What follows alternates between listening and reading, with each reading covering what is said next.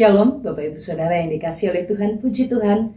Hari ini kita berjumpa kembali dalam program Renungan Keluarga Kristen. Kasih setia Allah, setia menopang kita, memelihara kita, menjaga kita. Dan mari kita bersatu dalam doa sebelum kita merenungkan firman-Nya. Mari kita berdoa. Bapa kami yang di sorga, kami terkagum akan Engkau. Kami memuji-Mu ya Tuhan, Allah yang mengasihi kami. Tuhan Yesus Kristus Allah yang setia dalam hidup kami. Terima kasih Tuhan sudah menopang kami. Terima kasih Tuhan sudah memberikan kehidupan bagi kami. Terima kasih ya Allah.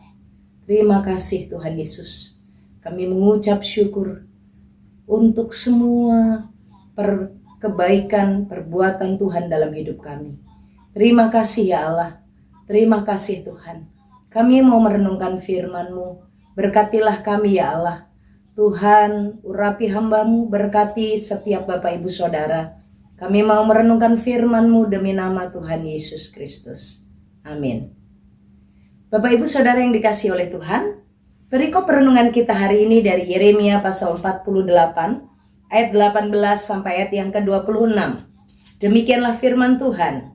Turunlah dari kemuliaan-Mu dan duduklah di atas kotoran, hai putri Dibon, yang sudah lama menetap, sebab pembinasa Moab sudah maju menyerbu engkau, memusnahkan tempat-tempat-Mu yang berkubu. Berdirilah di tepi jalan dan tinjaulah, hai penduduk Aror.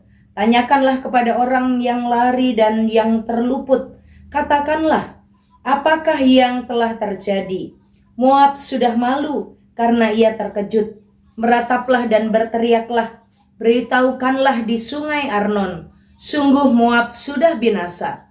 Penghukuman telah berlaku atas daerah dataran tinggi, atas kota-kota Holon, Yahas-Mefaat, Dibon, Nebo, Bet-Diblataim, Kiriataim, Bet-Gamul, Bet-Meon, Keriot, Bosra, dan atas segala kota negeri Moab yang jauh dan yang dekat. Telah patah tanduk kekuatan Moab, dan lengan kekuasaannya telah pecah. Demikianlah firman Tuhan. Buatlah dia mabuk, sebab dia membesarkan diri terhadap Tuhan. Moab akan berguling-guling dalam muntahnya, dan ia sendiri pun akan menjadi tertawaan orang. Apakah bukan Israel tadinya yang menjadi tertawaan bagimu? Apakah dia terdapat di antara pencuri-pencuri, sehingga engkau menggeleng-gelengkan kepala setiap kali engkau berbicara tentang dia? Bapak Ibu Saudara yang dikasihi oleh Tuhan, dari bagian firman Tuhan yang telah kita dengarkan bersama-sama kita baca, bagian ini mengingatkan kita untuk belajar masih tentang Moab. Moab mengalami penghukuman dalam ayat yang ke-18 sampai ayat yang ke-27. Ayat 18 sampai ayat yang ke-27 menceritakan bagaimana nubuatan peristiwa yang akan terjadi menimpa Moab. Moab akan dipermalukan dengan luar biasa. Dikatakan dia sampai akan turun dari kemuliaannya dan duduk di atas kotoran. Karena mereka hidup di dalam ketidakbenaran. Dalam ayat 18 sampai ayat yang ke-27, dia akan dipermalukan.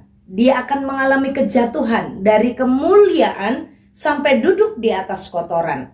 Ayat yang ke-20, Moab sudah malu karena ia terkejut. Terkejut karena biasanya baik-baik saja. Mereka dalam keadaan yang aman dan nyaman. Tapi mereka seperti mendadak diserang oleh negeri dari utara, yaitu Nebukadnezar. Hidup dalam kenyamanan, hidup dalam keamanan, yang mereka merasa diri mereka memiliki kekuatan yang baik, tapi mereka akan dipermalukan oleh Tuhan. Dari situasi yang kokoh, yang kuat, yang memiliki perbendaharaan yang baik, tapi Tuhan akan menurunkan mereka. Tuhan akan mempermalukan mereka. Tuhan akan menghancurkan negeri mereka. Bapak Ibu Saudara yang dikasihi oleh Tuhan, Tuhan katakan merataplah, berteriaklah, beritahukanlah di sungai Arnon, sungguh Moab sudah binasa. Kehancuran yang luar biasa ini Dikatakan karena mereka selama ini penghukuman telah berlaku atas daerah dataran tinggi. Karena posisi mereka ada di dataran tinggi, ada di ketinggian, tapi bukan hanya letak mereka dalam ketinggian, tapi mereka juga hidup dengan tinggi hati, hidup dengan kepongahan, hidup dengan kecongkakan. Bapak Ibu, ada satu hal yang dituliskan dengan jelas, dengan tertulis di dalam ayatnya yang ke-27. Di bagian perikop ayat 18-27 ada satu hal yang disinggung, yaitu tentang dosa bangsa Moab. Moab ini dalam kesombongannya ada satu tindakan yang mereka lakukan, yaitu suka mentertawakan bangsa Israel. Dikatakan dalam ayat 27, tadinya dia mentertawakan Israel. Bukankah Israel tadinya menjadi tertawaan bagimu? Dia suka mentertawakan Israel, merendahkan Israel. Bapak Ibu bisa bayangkan ya, mentertawakan Israel ini kan Israel dengan situasinya, dengan keadaannya, kalau ditertawakan itu dipermalukan, direndahkan.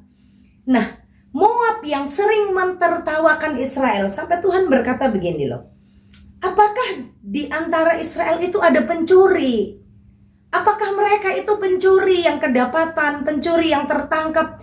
Sehingga kalau kamu membahas tentang Israel, kamu itu geleng-geleng kepala dan kamu itu mentertawakan tentang dia. Setiap kali engkau berbicara tentang dia, kamu menggeleng-gelengkan kepala.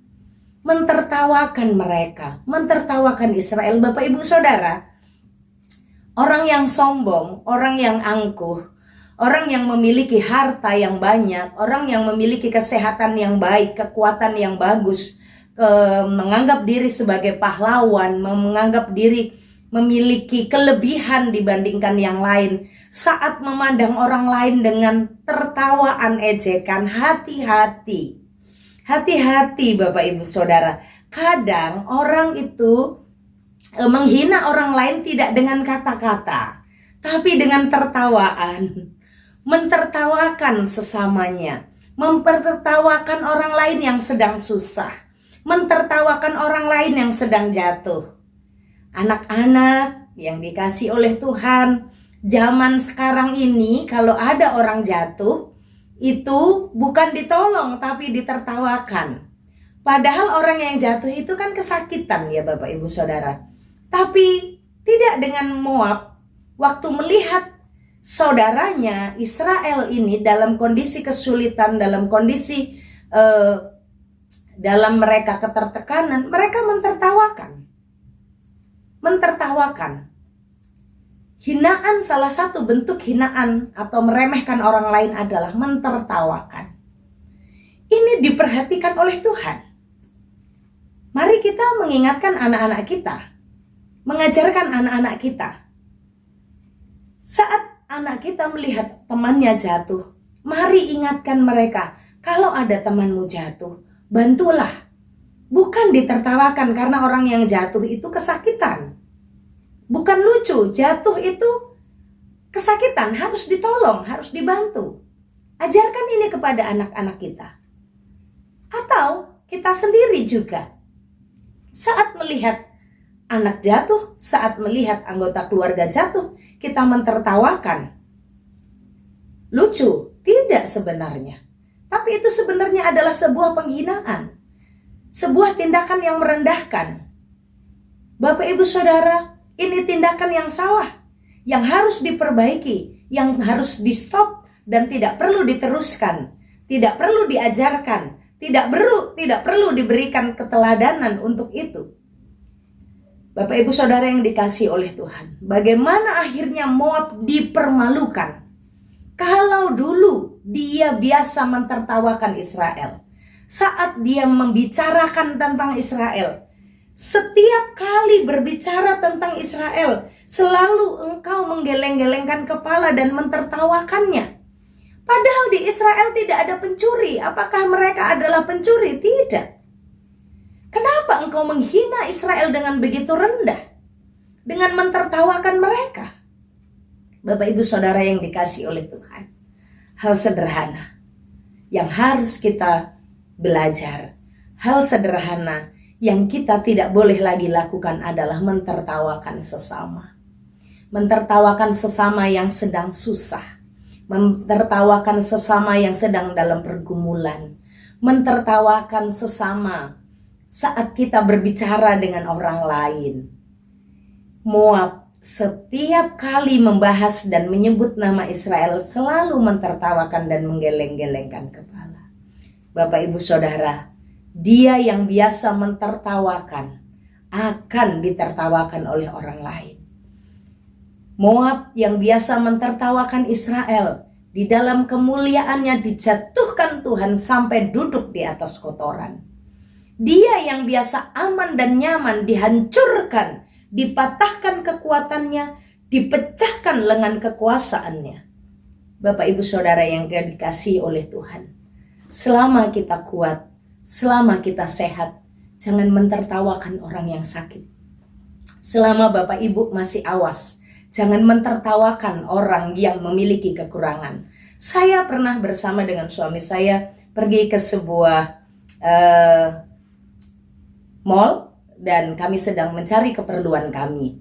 Kami berjumpa dan ini bukan hanya sekali dua kali, tapi akhirnya saya berani berkata, karena waktu itu ada seorang ibu melihat suami saya yang tunanetra itu dari atas ke bawah, lalu mentertawakan, senyum-senyum begitu. Dan memandang dengan sinis, mentertawakan dengan sinis. Saya berkata, ada apa? Suami saya memang buta. Banyak orang memandang orang yang disabilitas dengan merendahkan. Banyak orang memandang sesamanya yang memiliki panca indera yang tidak sama, memiliki keistimewaan tertentu, memandangnya dengan mentertawakan. Bapak Ibu Saudara, meremehkan orang lain. Mari kita bersama belajar. Mungkin kita tidak mentertawakannya, tapi saat kita membicarakannya dengan sesama kita, membicarakan nama-nama tertentu, membicarakan orang-orang tertentu, kita membicarakannya dengan nada menghina, dengan nada meremehkan. Hati-hati. Bapak Ibu Saudara, Tuhan memberikan kepada kita kelebihan untuk kita bisa mendukung sesama kita.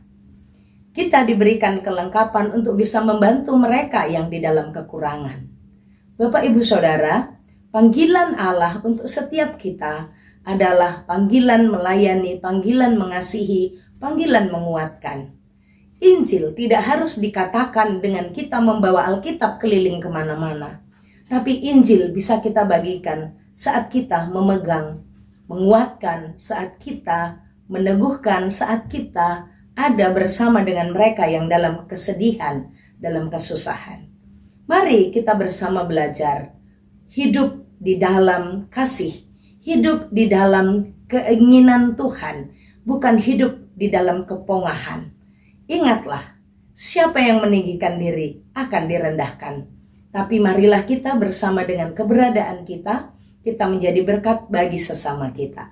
Tuhan Yesus menolong kita. Mari kita berdoa. Tuhan Yesus, terima kasih. Hari ini Tuhan memberkati kami, mengingatkan kami untuk kami menjadi berkat bagi sesama kami. Tuhan, tolonglah kami untuk kami melihat sesama kami dengan kasih, bukan dengan ketinggian hati, bukan dengan kesombongan, tapi biarlah kami melihat dengan penuh belas kasihan, seperti Kristus telah menjadi teladan bagi kami. Berkatilah kami semuanya hari ini, dalam pelayanan kami, dalam ibadah kami hari ini. Biarlah kami mempermuliakan Tuhan, meninggikan Tuhan dalam hidup ibadah kami. Demi nama Tuhan Yesus, kami mau melangkah sepanjang hari ini dalam berkat Tuhan. Tuhan Allah memberkati engkau dan melindungi engkau. Tuhan menyinari engkau dengan wajahnya dan memberi engkau kasih karunia. Tuhan menghadapkan wajahnya kepadamu dan memberi engkau damai sejahtera dari sekarang sampai selama-lamanya. Amin. Shalom, Tuhan Yesus memberkati.